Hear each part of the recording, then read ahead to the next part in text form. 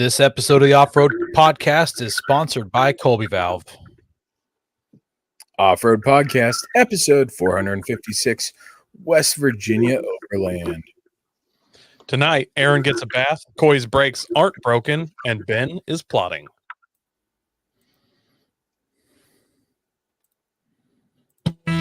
Welcome to the Off-Road Podcast, a podcast about everything off-road. We cover the news, review products, and interview people in the off-road industry.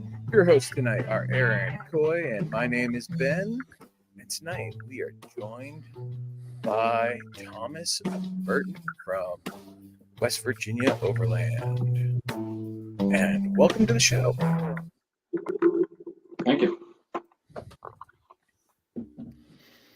So, Coy, Yeah. I can hear about how your brakes aren't broken. I was working on the tow rig this weekend, and I, for like the last couple months, been like, man, the brakes are about gone. I can hear I have the metal tab. They'll start screeching. It's kicking on. I can hear it. I get all the brake stuff, pull off front tire. The brakes appear to be brand new. So I've only had this truck like a year and a half, and I don't put hardly any miles on it. You know how the pads on the front and back have the angles? They're beveled. Bevels are still on the pads. So like I have less than 5,000 for sure. Brand new pads, yeah. So I don't know where the squeak's coming from. I can't tell, but apparently my brakes are good. Now I starting to get that season, so I pulled the old 7.3 out, gave her the good polish and shine. I bought some window polish. I don't know if you guys have ever used that. I absolutely love it, other than the fact that my arms are silly putty right now from some wax on, wax off, but it makes your glass look like it's brand new. I've never used that. My neighbor goes on like polish. Yeah, my neighbor's polished his truck's rear window when he replaced it, and it looks like brand new glass. He replaced the seal around it, I should say, and it's amazing. It's real. I mean, you don't realize, even if you just use a glass cleaner, how much like road grime and just oils and stuff are on there. You get on there with that, and it and something else.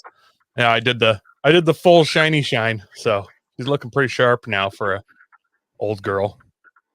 Have you got any practice in on the race car yet? No, I got it already. I just got to finish putting the back bumper on. Luckily my buddy Roy still has all his powder coating stuff, so I went over to his place and we did some powder coating parts. The wing is fully braced up. I have 2 children sitting on the wing of my race car, so it should be fun. That's next weekend though. So yeah, that's about it for me. What about you, Aaron? Let's see here. Well, what did I write down? Oh yeah, I prepped my Overland trailer for paint, got it all washed up, and I need to go. I think I'm just going to keep it the same colors. I like the green, I like the black, although I may change it from flat black to gloss black because it'll probably stay cleaner longer. So gonna do that. And then I mentioned last week that I had some brake squeal in the Frontier. I got the parts in for the Avalon just in time. I've been dying to share this with you guys, but I wanted to get your live reaction here on the show. So I'm going to put a picture up on the screen. This is Wednesday at the end of my shift at work. I pulled into the security office parking lot and I heard this ping noise, like, the sound of the clip in an M1 Garand when it ejects the clip. And this was on the ground behind my back tire. That's my brake pad off of a rear brake on my truck. And I knew it was squealing, but I'm like, it'll be fine for 3 days. It'll be fine for 3 days while I wait for the parts for my daily driver to show up. Well, apparently in 3 days, this can happen to your brake rotor. I should have zoomed in on that, but it's paper thin. I'm down to the cooling veins on that rear rotor. Aaron, this is Big Ben energy. Like, look at that. I No, that's I'm worse. impressed and so wildly disappointed in you. Wow. Yeah. I'm like, it'll be fine for 3 days of squealing. So it was not like this on day 1 of 3 days, just so you know. So in 3 days of driving it, and I'm not easy on my drive. So yeah, so I Those let were people know originally cross drilled, I'm assuming, right? Yes, yeah, those were cross drilled and slotted. Now they have extra slots. So yeah, I've been waiting. I'm super excited for this one. So I let the guys in the security office know, hey, I'm going to be here for 20 or 30 minutes. I need to do a little modification. My truck, it's broken. And I yanked the caliper off. I went and found a chunk of broken pallet and wedged it in there so that the piston from the rear brake caliper wouldn't hyperextend and blow fluid everywhere. And I zip tied that in. And then I zip tied the caliper to my leaf pack and I drove home on 3 brakes. 20 minutes later, bada bing, on the road. So what's the other the other caliper look like? What do you mean the other caliper? On the other side. Yeah, the rotor. Rotor. No, so it's just this one. It was just dragging like so is your caliper seized? It's like a stuck caliper, seized caliper. So yeah, I've ordered pads, 1 rotor for this side because the other rotor is brand new, and then new calipers for both rear because they got 160,000 hard miles on them. So yeah, What do you think? This is like when you're in shop class and the shop teacher cuts his finger off. That's how I feel right now. Like, I was like, I finally get to do a parking lot fix for my rig. I was excited about it. I mean, I was sad that it drug and it wore my brand new rotor out because I put those brakes on a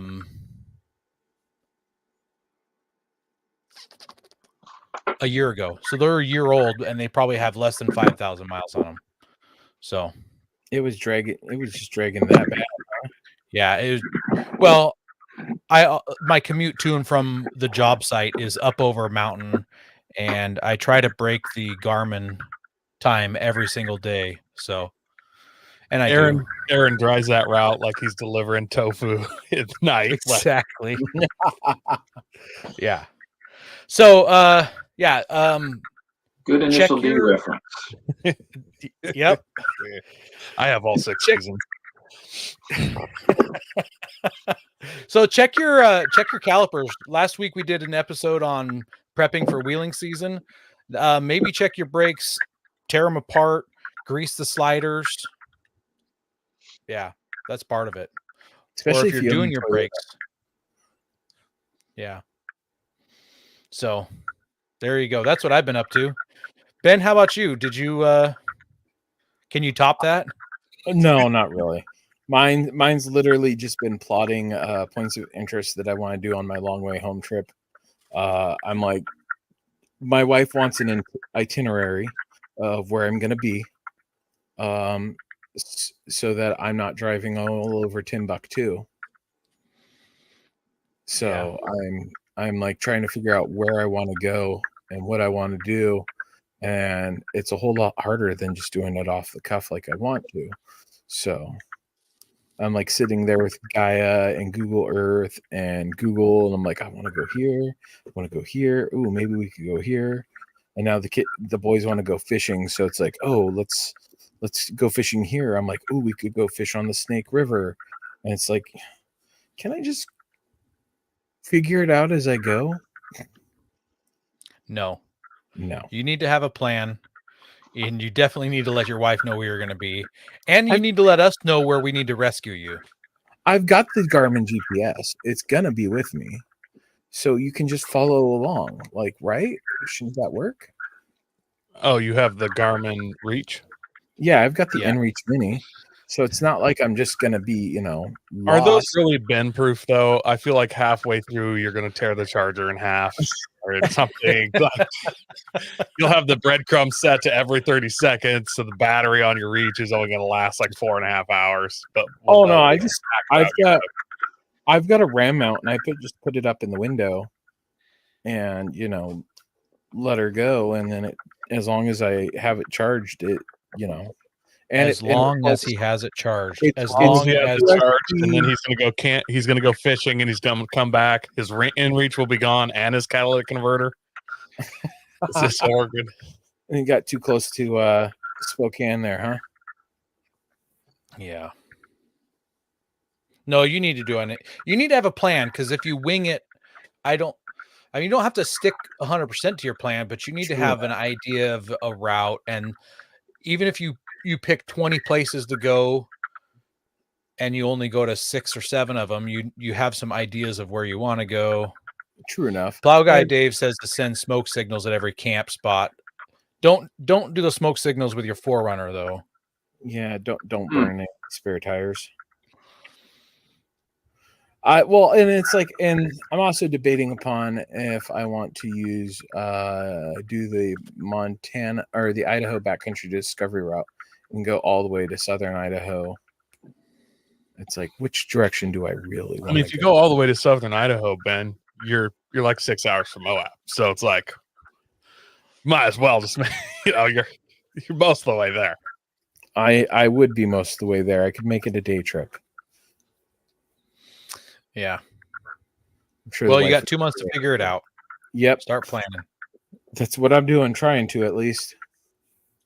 Very indecisive on all that, though. What about you, Thomas? Up to anything fun recently? Like we talked earlier, just doing some vehicle testing and evaluation out in the Nevada desert for about 11 days. Playing hide and go seek with some thermal sensors and night vision equipment for a client who's listening to the government. What part of Nevada?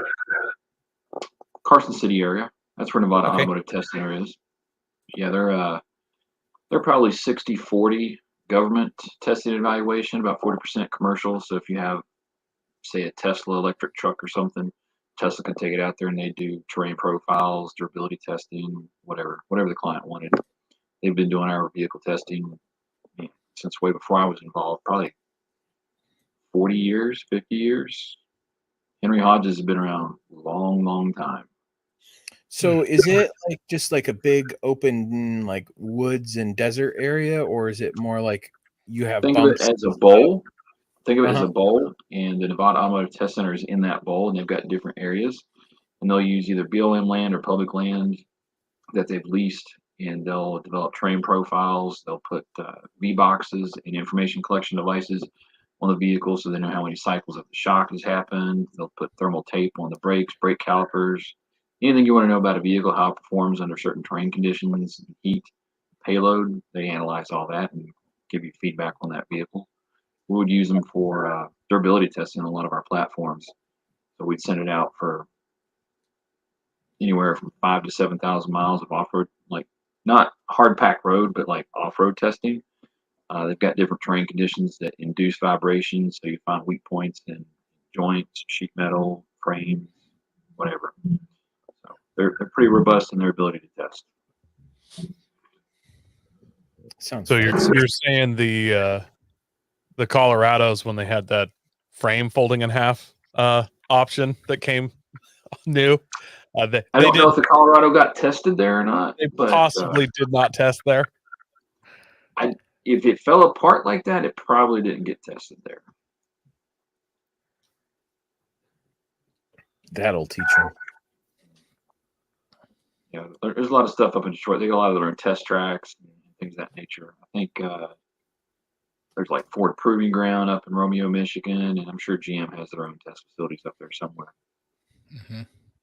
You know, Romeo's pretty nice. I've been up there a couple times. All those testing grounds always sound so fun and cool, and like even like the regular car ones you see like they've used on Top Gear.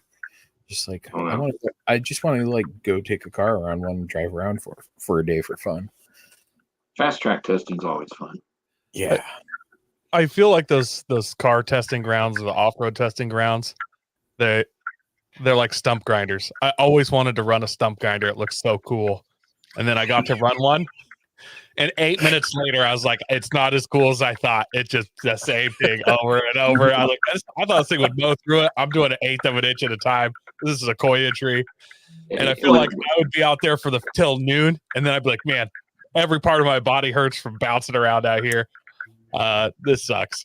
And then I'd have 7,000 miles has a very high turnover rate on their test drivers. They're usually younger guys. Oh, wow. like, man, I'm going to go be a test driver. It's going to be awesome. Until you're at mile 3,000 over some like class 4 rugged terrain and you have to keep it 35 miles an hour. It's not like go fast and sexy. It's slow, data collecting, monotonous, repetitive stuff. And yeah, it sucks. It's a lot of sucky driving. Yeah. A lot of like wondering why there's blood in your urine at the end of the day driving. Yeah.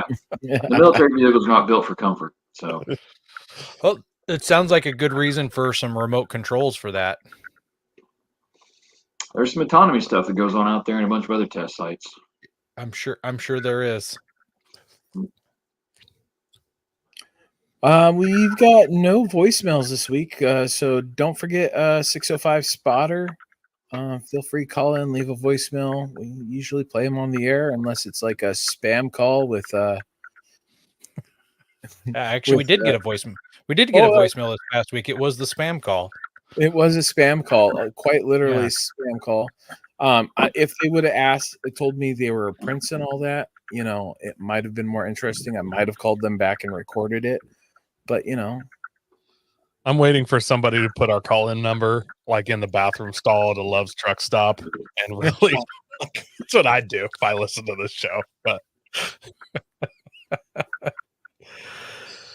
it's a good thing you don't listen, right, Coy? Yeah. We also want to thank our sponsor, Patriot Patch. Head over to patriotpatch.co and check out their selection of great patches, shirts, cleaning mats, signs, and stickers. You can also join the Patch of the Month Club for $15 and receive a patch, matching sticker, and artist proof each month. Don't forget, we've got our patches, $13 shipped. They for the first patch, $10 for any additional in the United States, or $10 each picked up from us in person. And they are made by Patriot Patch. And the Lumen Locker patch does indeed glow in the dark. So yeah, there's the Off-Road Podcast patch and the Lumen Locker patch.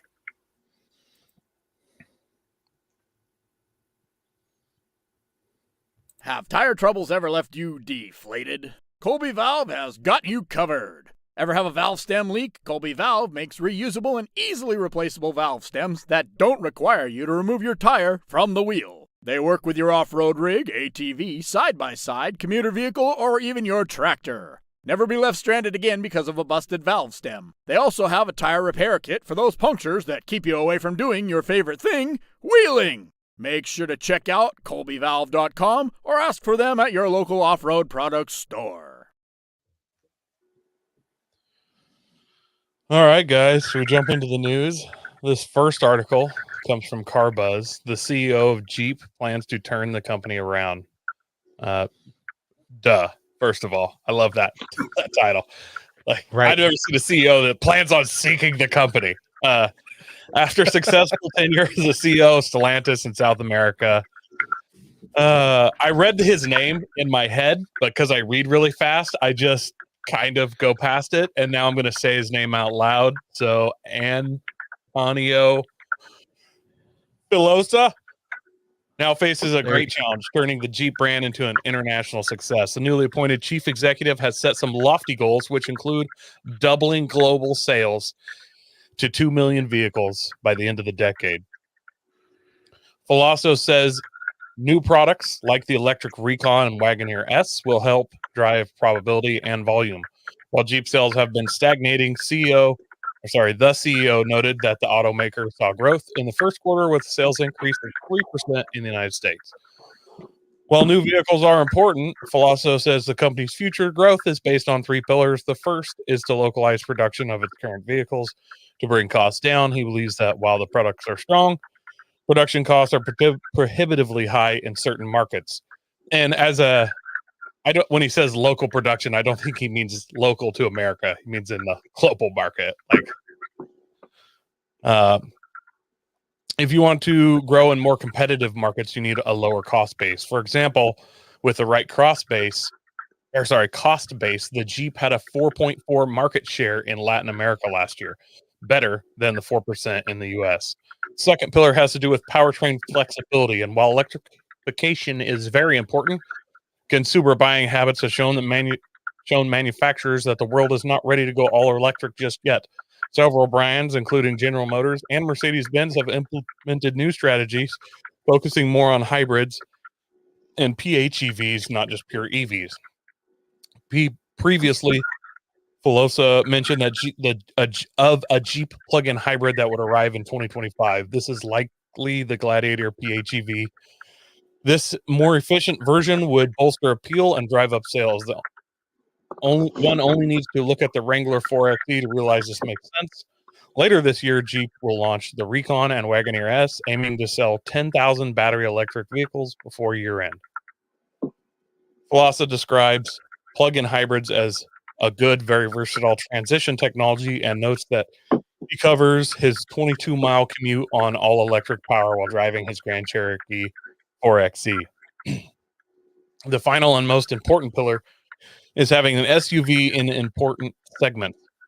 Filosa attributes the brand's declining U.S. sales from 86% to 52% to the loss of the Cherokee.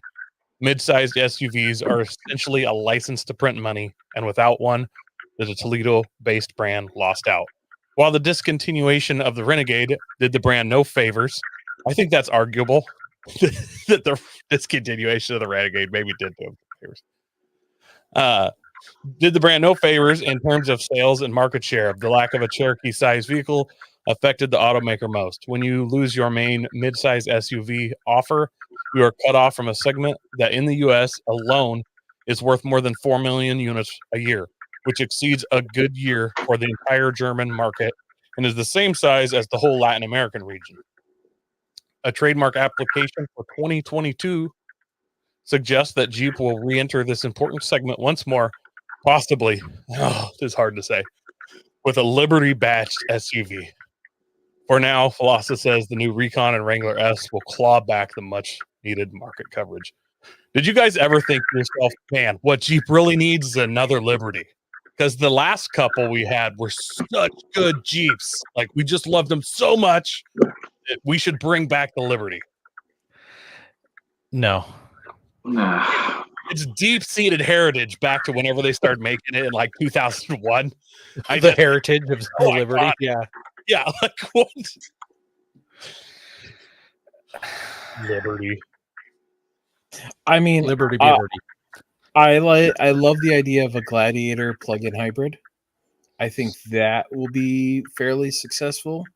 I love the idea of it because it gives me that much more to mock Jeep guys about, you know? Well, I'm just saying the hybrid power is kind of cool for that instant torque, but you're not sacrificing not having gas and being stuck with nothing if you run out of fuel or range.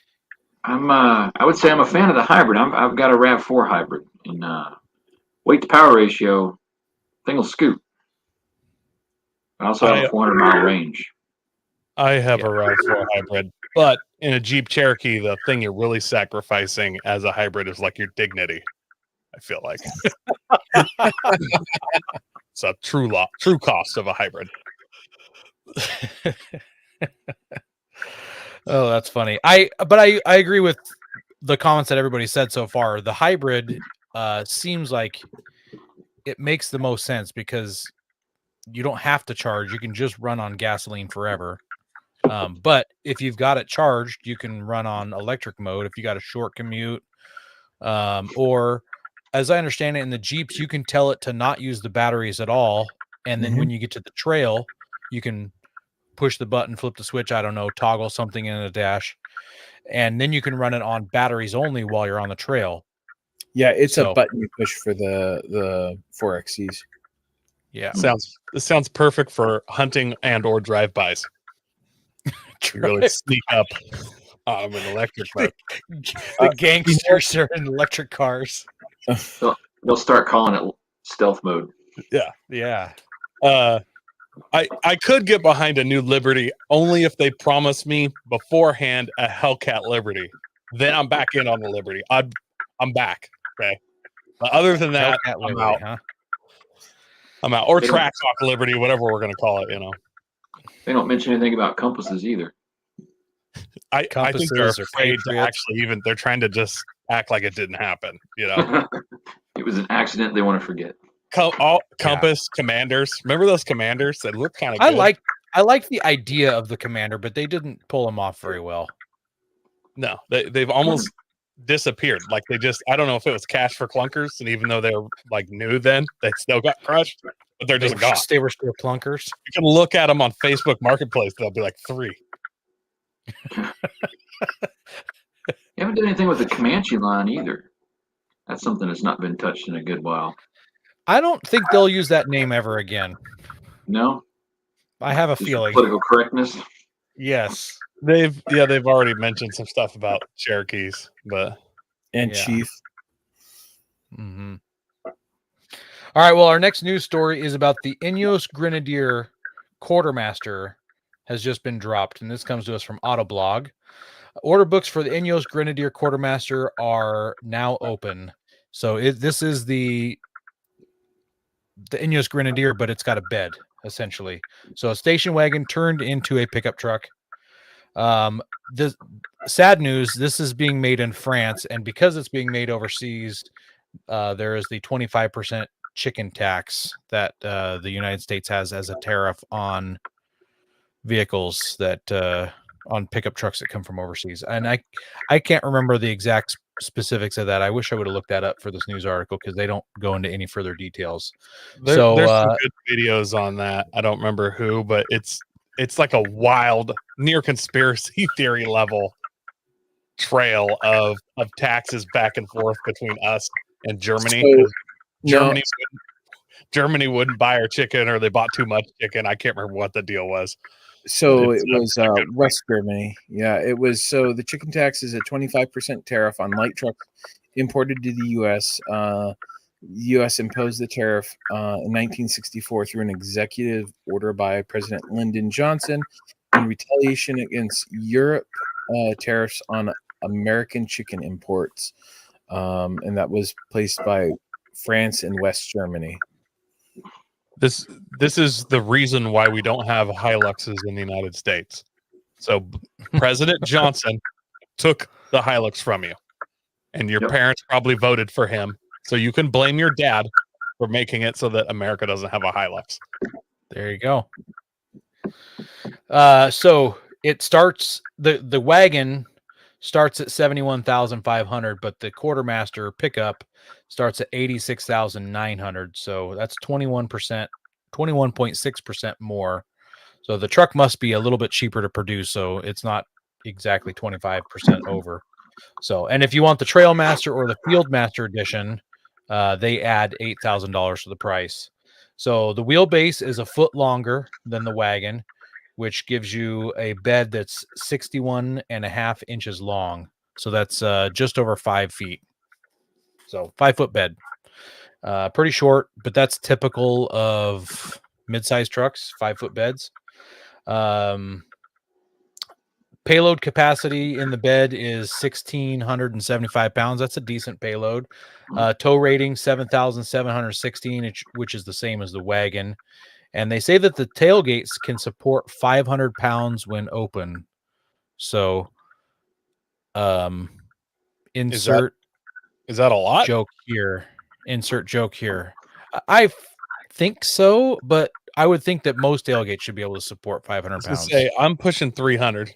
Let's be honest. I'm 300 pounds. So if I sit on the tailgate and then you or Ben sits on the tailgate, we're over the weight limit of the truck's tailgate. Is it going to collapse? I don't know. That doesn't seem like a lot. I know I'm a fat American, but wow. Let's see here. It says a set of 2 rails sit on top of the bed. Is there any pictures of those? A set of 2 rails sit on top of the bed rails, and the floor comes with a utility rail installed. There they are. Those kind of look kind of neat. I'll see if you tie stuff off to those. If they're structural. That's a good point if they're structural. And if you want quick release tie down rings, it's an $80 option. I feel like those should just be included. So I don't know. And you can get a canvas canopy for it, which is a $2,100 option. And if you get the canvas canopy, the bed rails are omitted for obvious reasons. Oh, in the Northwest, that would just be a mold collection unit. Like you might invent a new antibiotic, but that's like about it. I never have understood the canvas canopy thing. It can't keep the dust out. It can't keep the moisture out. I don't know. I don't get it. It's just direct rain. They're cheaper. I know that's one reason why people buy them is because they're less expensive. I know just from watching lots of movies that when you have like large mounted guns in the back and you grab that canopy and you just do that sweeping pull and you yank it off and it's exposed, and then you start taking out aliens or That something. sounds like Really the A-Team.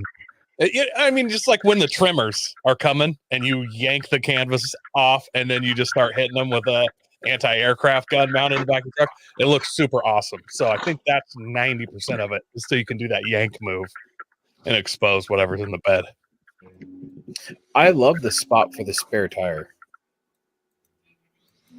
Do you? You love that it takes up 32% of the available bed space. Yeah, it's better than underneath, in my opinion, in some ways. I don't know. It's like I hate and love it, I guess, because I do hate that it takes up bed space, but I like, it's not in some conventional spot. I'm not going to pretend. I'm not a huge fan of the looks of the SUV, but the Quartermaster, I absolutely love. I'm not afraid to admit it. It looks awesome. Like, I think it's super cool. Yeah, I think I would own this. Unfortunately, it's costs double what any other midsize truck costs. And you can get you can get two ZR2s for this. There's with the canvas top as well. That one does look like they're hiding a minigun underneath it. Yeah, that's the whole reason. The only drivetrain available in the US and Canada is the gas-powered 3-liter inline 6, which comes from BMW. You can only get an 8-speed automatic in the US market also. But you can get the 6-cylinder diesel in other markets. It's got a 2-speed transfer case, locking center differential, and you can get optional locking front and rear differentials. They claim that it has the best approach, breakover, and departure angle of any other series production pickup truck, but they haven't given us those specs yet. And I'm curious what those are and how they achieve that. I guess there's not much front overhang. There isn't much rear overhang. I don't know how they do that. I'd have to look at the wheelbase of this compared to another midsize truck. So, are F-150s considered midsize? No. They are, right? They're full size. Full size. That's a full size truck. You got to compare So this what's to F-350 if F-150 is full size? It's fuller size, fullest size, biggie sized, McHuge. It's still a full size truck. And it's also still considered an F-350 is still considered a light truck. It's not even a medium duty truck yet. So they're just comparing this against Tacomas and Gladiators. So they've got. I was curious on that myself because I was like, how does this fall under as a light truck? Because they have classes 1 through 8 on. So class 1 and 2 is light duty, 3 through 6 is medium duty, and 7 and 8 heavy duty. And it has to do with the overall length, bed capacity, and a couple other factors. So I just don't see how this has better approach angles and departure angles than like a ZR2 on 35s. Yeah, I don't know. Maybe because they have that little extra in there where they call it better departure and approach angles than any other series production pickup. Maybe they don't consider the AEV version a series production. I don't know. Well, that's the Bison. The ZR2 is still like just a model. I don't know. I do feel like you're right that their wording here is somehow basically making this the only one in its class. So you get to say that. Yeah. The spec sheet show that it has 10.3 inches of ground clearance and 31.5 inches of wading depth in the water. And you can, if you've purchased one, you can expect it by the end of this year. It's very Land Rover-esque. So the guy who built these, if you've not heard of him, he approached Land Rover and said, "Hey, I'd like to buy the rights to the Defender since you aren't making them anymore." And they said no. And he's a oil magnate, and so he said, "Okay, I'll make my own." And they're pretty sweet. They did a lot of thinking, and there's a lot of utility in these vehicles. Yeah, we got to look at one in person at SEMA, and it was really cool. And there's lots of little Easter eggs with screw yous to Land Rover. I don't know why these big companies like tell billionaires no. Like they need to just make the price so high that the billionaire declines. You know what I mean? Because otherwise he's like, "Oh, I'm going after you now." Like you made it personal. Just Elon Musk was like, "Hey, Russia, can we buy a bunch of rockets?" And they're like, "Aha!" Laughed at him. He's like, "Fine, I'll make my own." And now his are 10,000 times better. Like, you need to big companies need to learn not to mess with these guys that are controlling world economies. It's kind of a dumb move. Well, you should check them out, Thomas. They're pretty slick. Some of our instructors in the I-4 that work for OEX were doing a lot of testing and evaluation with Grenadier. So okay, I'm sure I'll get my hands on one when I go a little bit further east. They've been doing it for about the last year and a half. So, I hope so. I hope you get your hands on one. Yeah. Well, let's start this off with our Fast 5 facts. Do you like new or old vehicles? Old. Summer or winter camping? Summer. Rock, sand, snow, or mud? Sand. Favorite vehicle brand? Toyota. Favorite tire? BFG TKO2s. There it is. All right, tell us how you got started in off-roading. Not by choice. Oh, The Army said we're not driving on roads, so learn how to drive a Humvee and figure it out. Between that and doing a little bit of off-roading to hide from the law in West Virginia when we were off doing what we were doing, taking a trail, back in high school, go drink Mad Dog 2020, whatever we were doing. And yeah, I said it. Yeah, a lot of my OJT was in the military driving off-road vehicle platforms, and then when I was in conventional forces, once you become a certain rank, you become a master driver if you're voluntold to go do that. So you start to do driving instruction on the vehicle platforms. That's how it all started. And then my first long-range off-roading trip was probably the invasion of Iraq in 2003. All in a Humvee. You drive all the way there from here? Yeah. Oh, not here, not from here, from Kuwait all the way north to Baghdad. Yeah, that was a long haul. Sleep was optional. What was your most embarrassing moment on the trail?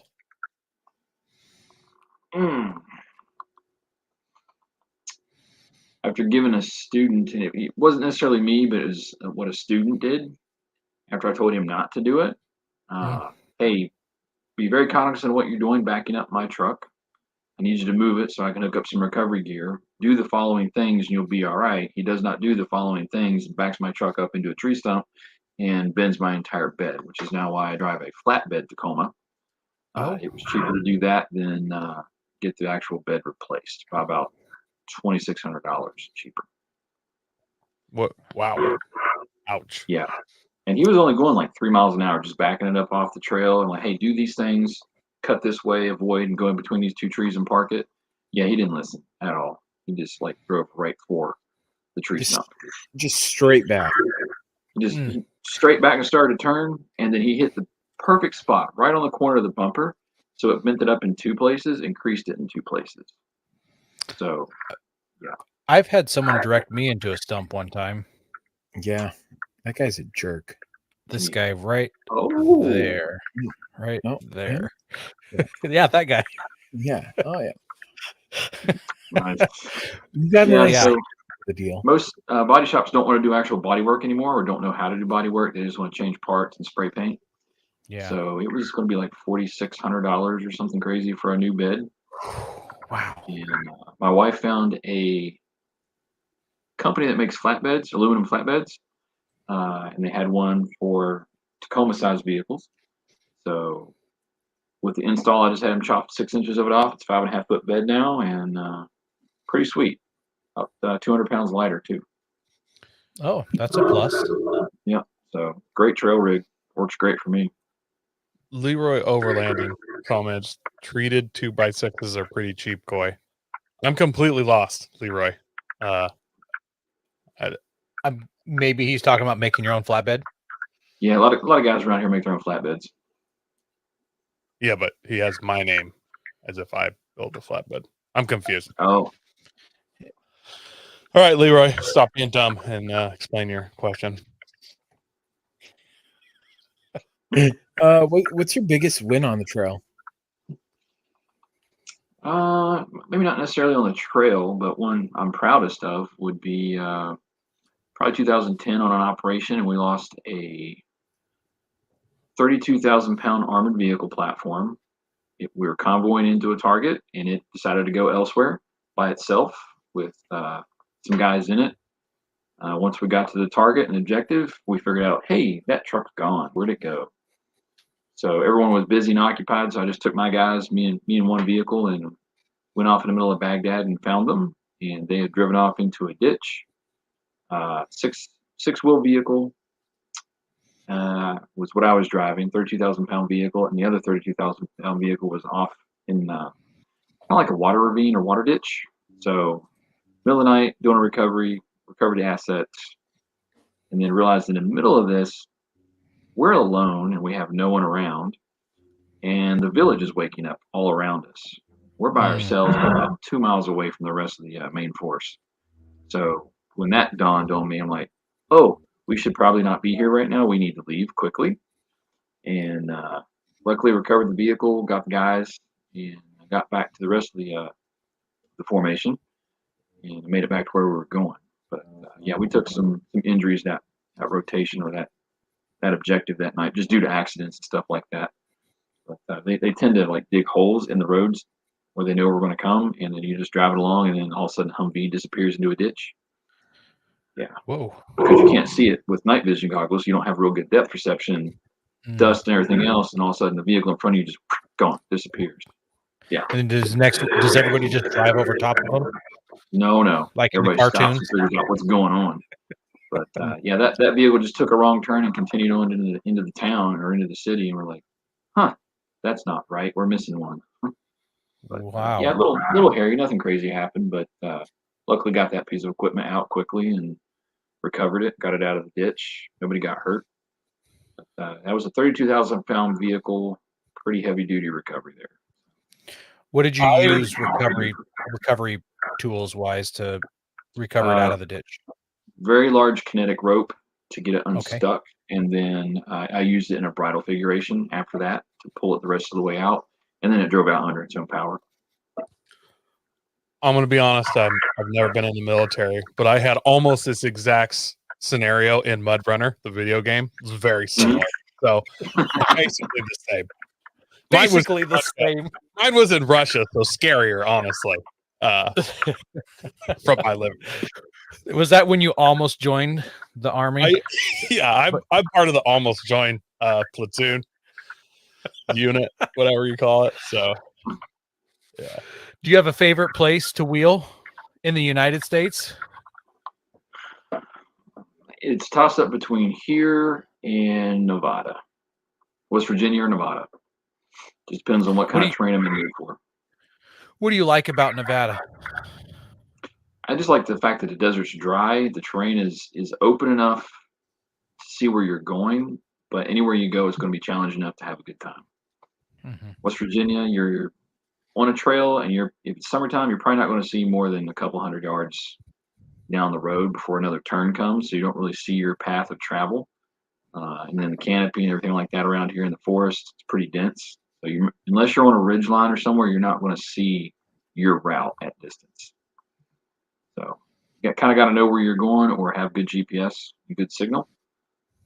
Nevada, you can kind of wing it and get away with it. But, and you can move a little bit faster in Nevada, depending on where you're at. That's true.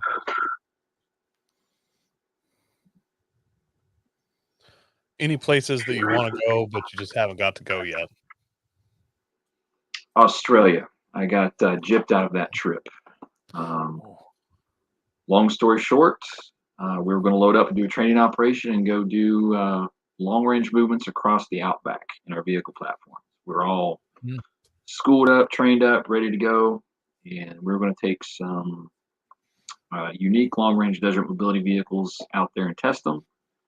And it's going to be probably about a month and a half long trip. And we found out that the 2 aircraft that were going to take us there had to be rerouted and redirected so the current president at the time and his family could go on vacation to Hawaii. That took priority. You probably almost felt as upset as me as when my Starlink satellite got delayed by 6 months because Ukraine needed them more than I did. It was super painful. And I'm still pretty upset about it. Yeah, they needed those aircraft to haul the logistics package and their vehicles and whatever else. We're like, that's what 2 C-17s got rerouted for. Really? We thought the guy was joking, and when he came down from the air wing, we're like, you're messing with us. No, guys, don't shoot me. That really happened. A month and a half's worth of planning and getting our vehicles and stuff together. We were all excited about it. I gotta mention Plow Guy Dave here in the comments. He said that Australia is on his bucket list, but he wants to go to shoot camels. I listened to your episode on that one, and that was quite the episode. And when you go, let me know so I can come down there and shoot camels with you. Camels are a pest in Australia for anybody listening that doesn't know that. And really? they if you have land, they all but they require you to exterminate the pests. So wait. So it's like hog hunting, but for camels? Yeah. Have you seen the pictures where they pile up all the hogs, or that way up in Canada where they pile up all the seals after they plunge in them all? Can you imagine just having a 12, 15-foot pile of camels and you're like standing there with your rifle? By the time you're 80, the picture of you with the mountain of camels, but like you'd be the scariest guy in the city you lived in. Every kid would be like, yeah, I guess he killed 32 camels in one day. They'd just be like, nope, not walking on his lawn. See, if Australia... They kill more than 32 camels in a day, Coy, just so you know. Right. Well, I just throwing out numbers. Yeah. If Australia smarten up on their gun laws, they could have like a whole tourist industry out of it. That would be amazing. Right? Like helicopter camel hunting and... Yes. I just didn't know that camels were a nuisance animal in Australia. I mean, I've been all around Middle East, and they're just like modes of transportation, pack mules or whatever. But didn't know you could hog hunt them. How's that for a record? My gosh. Wait, is that one man, 430 in one day, one guy, Plow Guy Dave? Or is that like a group of guys? Because that is insanely impressive. All I can think of is like the mountains of like buffalo skulls back when they were... That has to be from 430 in one day. Has to be from a plane or a helicopter. Yeah, I don't think so. Last we talked, two people. Sorry, it's 2 people. Him and a hired man. So that means he only a helicopter pilot though. He only killed 215 camels that day if we average it out. God dang! And you have to shoot a big enough gun to take down a camel too. It sounded like he used a 308 the most. Imagine shooting a 308 over 200 times in one day. Ouch. Shoulder hurts. Honestly, Yeah. you have taken more life by the pound than many dictators at that point. Like you could actually, if we're just going by weight, you could actually see where you placed probably. There's some World War II numbers. Yes. Yeah. All right, let's try to, I mean, that's amazing. So, but yeah, we got to bring this back. All right. We talked about camels all night. So last we talked, you were planning on going to the West Virginia Adventure Travel Day at the state capitol. What was it like? Were you representing anyone while you were there? Yeah, our organization, Country Roads Coalition, hosts it with Senator Mark Maynard. And the intent is to get industry from the adventure tourism market here in the state down at the Capitol. So when legislature's in session, they can come out and interact with local businesses and see what they do, how legislation affects them. Just get face time with local businesses who are in the adventure travel segment in West Virginia. Also business to business networking, things of that nature. So we had a pretty good turnout. About 70 to 80 vendors showed up. We do a get together the night prior where vendors, participants, sponsors, and everything like that can show up, and legislators will come over for about an hour and a half to 2 hours just to mingle and have conversations and talk about things that are important to the adventure tourism industry here in the state. So it went very well. Had a good turnout. A lot of vendors showed up. We were able to actually bring a lot of our vehicles into the Capitol area and take photographs with the off-road vehicles, off-road rigs, with the backdrop of the state capitol and its gold dome. So a lot of people really got a big kick out of that. Not a lot of state capitals will allow folks to do that. Yeah. It was really cool that Senator Mark Maynard was talking about that, and it sounded like a neat event. I'd love to see that happen in more states. Yeah, it's been pretty well received. You get a lot of turnout. The year before, I think we did like a trail ride, but we had so many people show up for the trail ride. It was easily 100 vehicles, and that was a big movement of vehicles, and it was just the accordion effect the entire trip. So we didn't go that route this time, just due to time and the amount of people who wanted to do it. But we'll probably have it a little bit more organized and maybe something smaller package of a trail ride or something like that, either maybe before, because we did it after. And it time of year is pretty cold. People don't want to stay out that late in cold weather, but a lot of participants showed up. We'll try to figure it out again next year. Good. What got you started in building a guide and training business? I was talking to a local company here in West Virginia years ago, and I was doing testing and evaluation. And I wanted some routes. They already knew the lay of the land, things of that nature. So I wanted to scout routes and things of that nature. And I was kind of, at the time, kind of blown off. I'm like, okay, cool. I can do that myself. So about 2015, 16 time frame, I started my own company.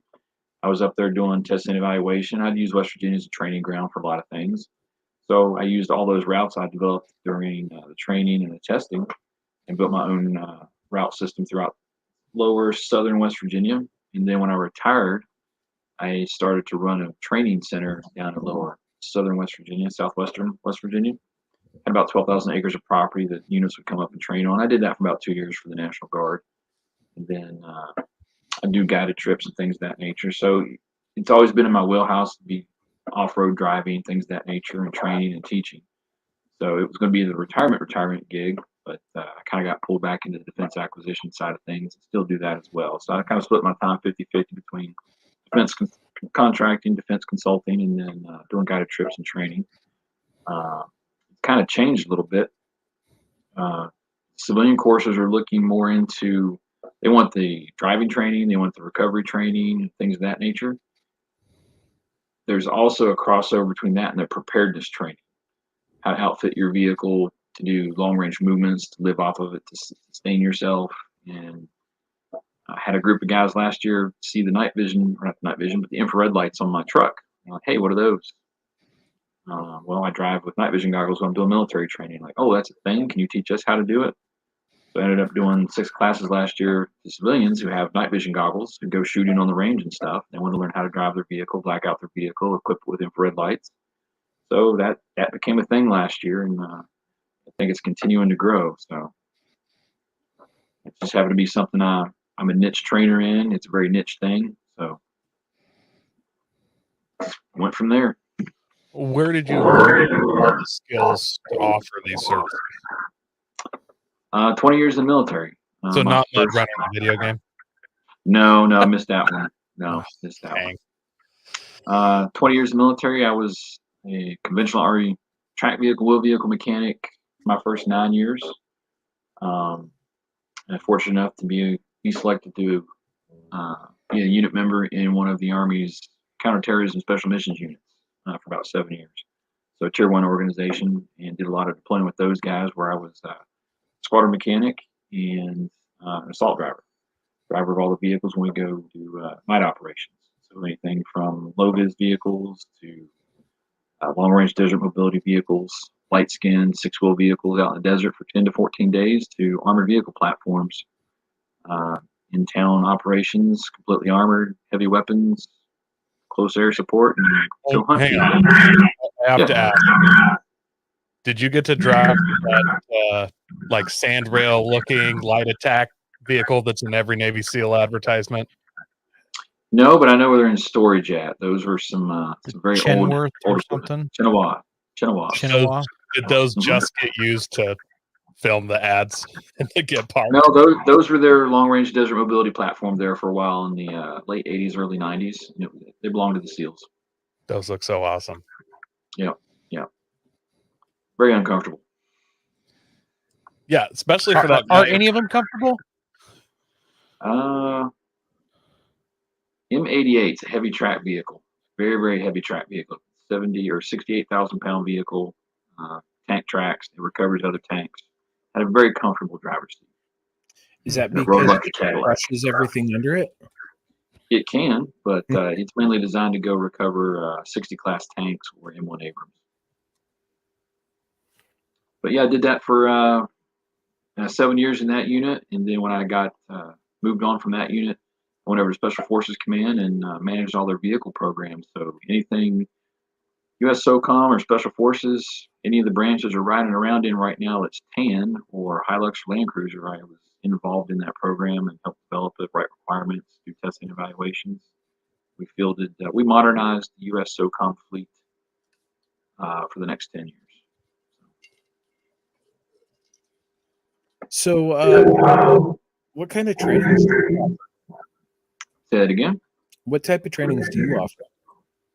Anything from vehicle equipping to vehicle driving, vehicle dynamics, safe recovery. I get a lot of new people in who just either got a Jeep or got a Tacoma, and they're just novices and beginners on the civilian side of the house.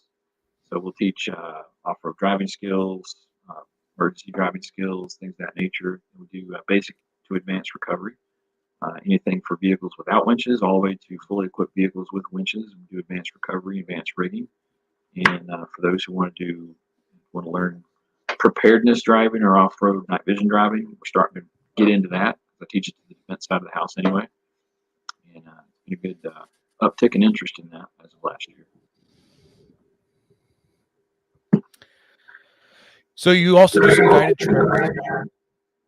Can you tell us what those are like, and maybe even give us a hint? I don't know if it's top secret where you take your people or not. Maybe an idea of where you drag people around in the country.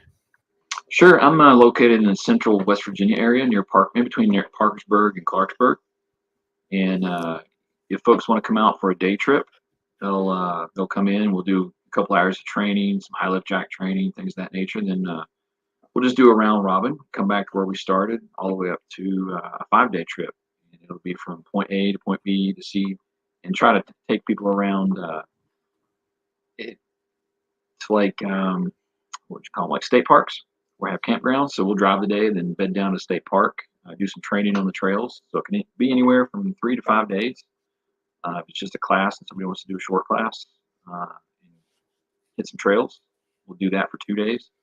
But the guided trips are usually pretty long, about 7 to 8 hours worth of driving a day, bed down for the night, campfire, hang out, have a few beers, and bed down for the night. Pretty good time. We also noticed you're on the board for a few other organizations, the I4WDTA, the West Virginia County Roads Coalition, and the Ritchie County West Virginia Tourism Board. What kind of duties does all this require?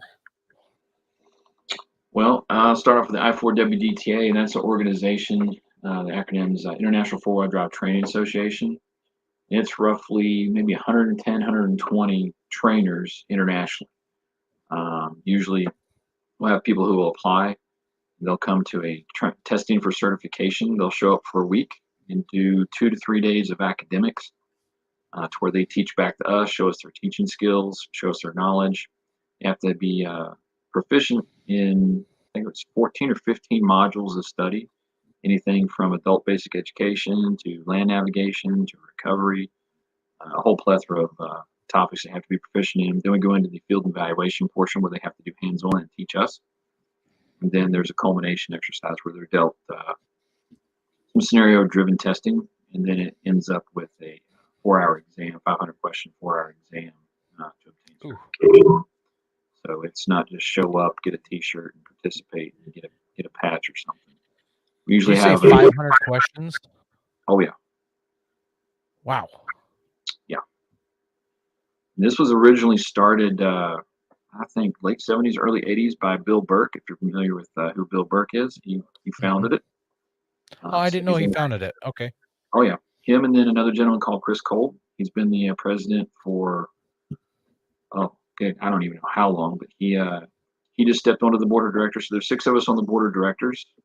Kurt Williams is on our board of directors. He's the vice president. Kurt Williams from Expedition Overland. He's on that board of directors with us. He's a certified trainer. But yeah, the intent was to have every trainer peer evaluated by the other association trainers. So everybody's teaching the same thing to the same standard. So we have curriculum that is all one page. This is how we all teach, best practices. So anywhere you go and you find an I4WDTA trainer, we're all teaching the same thing the same way, effectively and efficiently. That's important. We also run things with industry like product recommendation programs. So they'll send in their products for evaluation for 3 or 4 months at a time. Winch companies, High Lift Jack, Max Tracks, all the big name brands will send stuff in, and it'll be evaluated for a long period of time amongst our instructors. It's not one of those, hey, give it to us, we'll tell you if we like it or not. It's, hey, we're going to put it through its paces. You're going to get a test and evaluation report. You're going to get it back and then see pros and cons of your product, good, bad, or indifferent. So, as far as the Country Roads Coalition goes, it's really an advocacy group that Senator Maynard's part of, another Jerry Bain, a couple other local gentlemen, Brian Holmes, all local guys who are very avid off-roaders. And the intent is to monitor access of our trail systems, like our county roads that may fall off the Department of Highways maintenance books, or closures, or illegal gating. It's really an advocacy group to fight for our access to those trails that everyone wants to drive.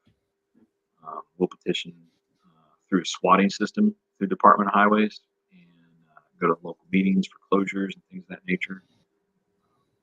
So we have reporters, agents in every county. We have a representative in every county that knows the local lay of the land and local politics and what's going on. So they're able to report up and say, hey, we've got a closure. We need support to protect this road from closure, things of that nature. And then CRC is also doing the Adventure Travel Day piece, kind of hosting that. We're sponsors of that.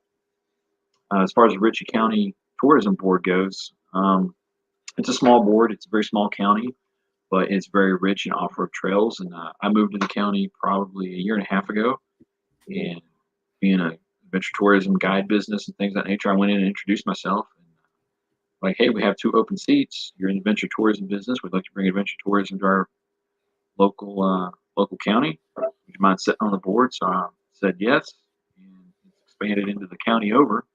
Starting to do a couple projects for opening up ATV trails and turn them into OHV trails. Getting sponsorship through Tread Lightly. I'm a Tread Lightly trainer, so we're pretty heavily tied in with Tread Lightly in the region. Best practices and advocacy. So got my hands in a little bit of everything around here. Yeah, you do.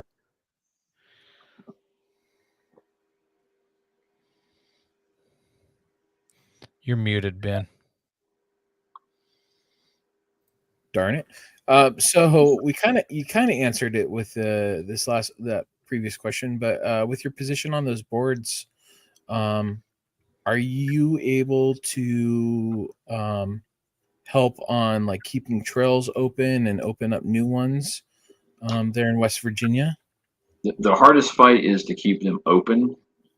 It's probably a bridge too far to try to reopen anything that's already been abandoned. So we're trying to protect what we have, keep country roads open for travel. But yeah, really monitoring what the Department of Highways does. There's a lot of things that they'll try to squeak by because they just don't want to maintain something. They don't have the bandwidth, the resources, and they view it as, oh, this is one we don't need to maintain because it's never traveled. But if we advocate and say, hey, no, we're using it for recreational travel as businesses, not just cheap club wanting to travel through, it kind of carries more weight when we have tax-paying businesses using those trails to bring adventure tourism to the state. So it kind of carries more weight. Oh, that's open for commercial use. We'll leave that one alone. There's a lot of illegal gating that goes on in the states. People think that, hey, this trail is never used, so they just throw a gate on it because it bothers their cattle or whatever.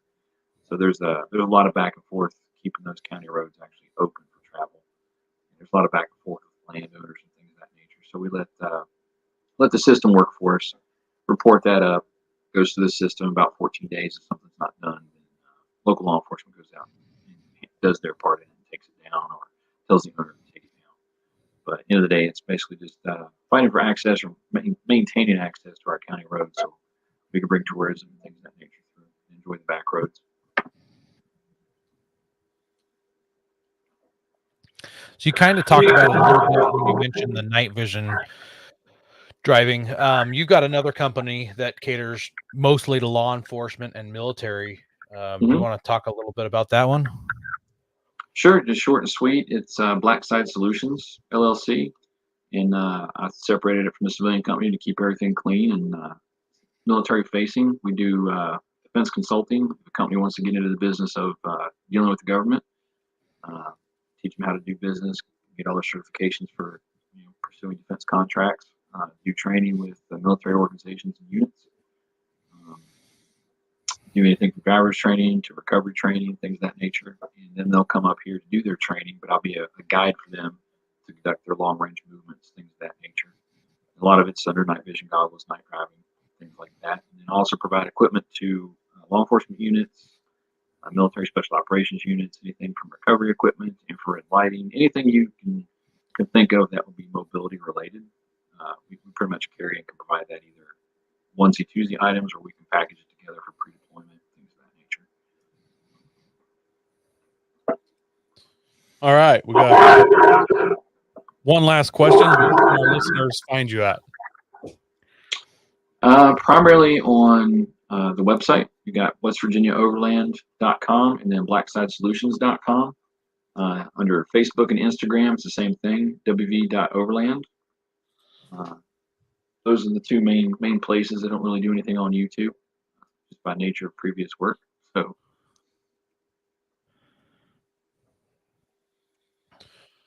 all right, guys. Next week we have our all about the 6th Gen 4Runner. Sounds like nobody likes it. I'm not 100% sure why. I thought it looked pretty good, but it is not being well received. So we'll see how this episode goes. And I just want to mention the Let's Go Hunt podcast 67 is about camel. What would be the word? Camel culling. If that's something you're interested in, go check out their episode 67. I haven't listened to that one yet, but I'm headed straight there actually after this. It's a good one. It's long, but it's good. Yeah. Yeah, they're another show on the Firearms Radio Network to check out. And we want to thank everybody who listens to us weekly and hanging out with us in the live group. You guys are always a lot of fun. Had we not had this live group, no one would have ever found out about camel culling. Harvesting. So we appreciate you guys harvesting. Well, that's only harvesting if you're keeping it, right? If you eat it, Uh, can you eat yeah. camel? Invasive species clearing. There you go. According to that episode, the camel tastes just as good as the beef that they raise on their cow farm. So, What about their toes? I was waiting for that to come at some point. Yeah. I was waiting for that. Make sure you share us with your friends. Help us grow, and God bless America.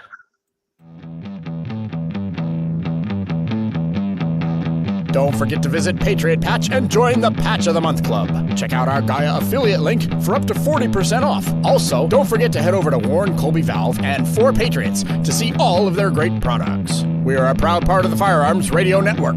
Got a question or comment? Send it to us through our Linktree account or by searching for Off-Road Podcast. Also, you can listen to us live at overlandradio.com Mondays at 7 p.m. Pacific. When off-road, please remember to have fun, tread lightly, and be safe and courteous. Thanks for listening.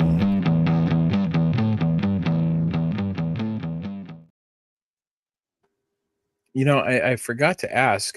So Safe Extract would be like one of those products that you guys through the I4WDTA would like you endorse, right? They've been through the PRP program, and 3 or 4 years ago. So Safe Extract's one of my clients that I carry on the mobility product line. His products are actually fielded to the entire Special Forces Regiment and their Advanced Skills Company. And the Safe Extract equipment, training, and application are all adopted by SF Command, Ranger Regiment, and portions of the SEAL team. Do you guys endorse Spin Tires? Say what? Do you endorse Spin Tires? The video game? No. Dang it. No, but